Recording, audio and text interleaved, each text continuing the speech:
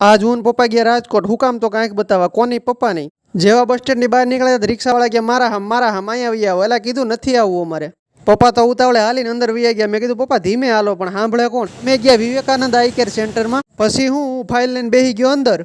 બાકડા ઉપર જોયું તો એક ભાઈ ફોન ભૂલીને વી ગયા હતા. મારો મોબાઈલ મારી પાસે જ પડ્યો છે, કઈ ચિંતા કરો માં. અને બાકડા ઉપર પડ્યો તો ભાઈ આવી ગયા છે. આ મોબાઈલ તમારો છે ને? શું નામ તમારું? ખીમજીભાઈ ગોહિલ. મળી ગયો ને? રેડી ને? મોબાઈલ દઈને હું ગયો પપ્પા પાસે, તો પપ્પાને આંખ ચેક કરતા હતા. હું નીકળી ગયો દવા લેવા.